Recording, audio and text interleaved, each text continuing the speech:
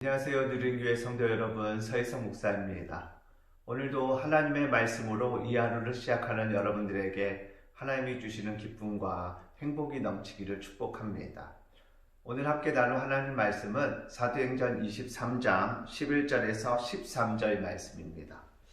그날 밤에 주께서 바울 곁에 서서 이르시되 담대하라, 내가 예루살렘에서 나의 일을 증언한 것 같이 로마에서도 증언하여야 하리라 하시니라.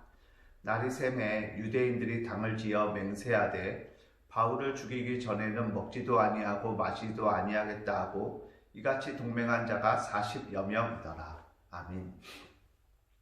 여러분, 공회의 종교 재판에 이렇게 회부되었던 사도 바울이 이제 그 공회원들의 서로 다툼, 바리새파와 사두개파의 다툼으로 인해서 이제 그 종교 재판이 멈추게 됩니다.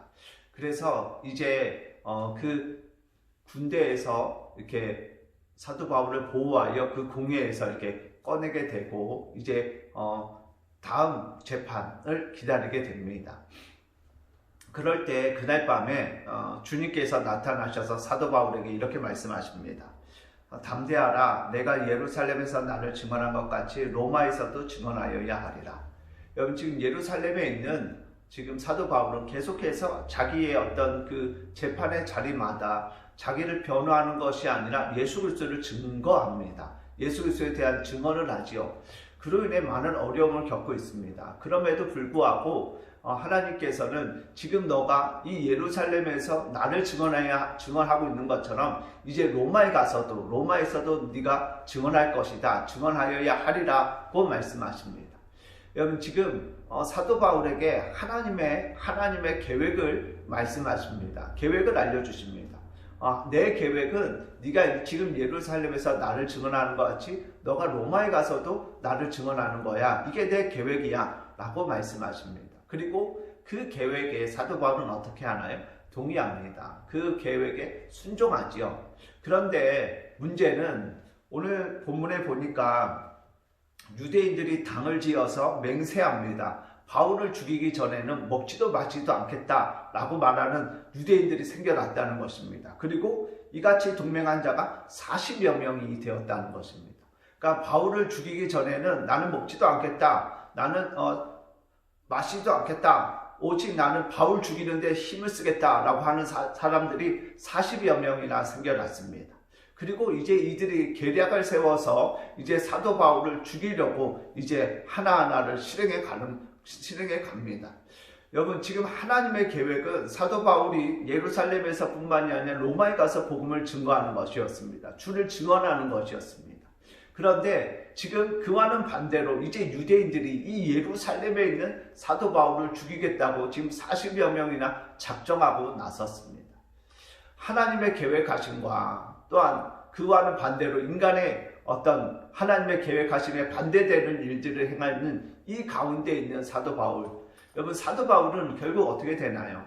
이 40여 명의 손에 죽고 마나요? 그래서 하나님의 계획들이 망가지고 실패로 돌아가고 마나요? 그렇지 않습니다. 사도 바울은 결국 로마로 갑니다. 로마에서 뭐 하나요? 그리스도를 증언합니다. 하나님의 계획들, 인간의 여러 방해들이 개입되어지고 또한 그 일들을 방해하는 손길들이 나타나지만 결국 하나님은 하나님의 일을 어떻게 하실까요? 이루신다는 사실입니다. 40여 명이 사도 바울 죽이겠다고 작정하지만 하나님께서 그들의 계략을 폐하십니다.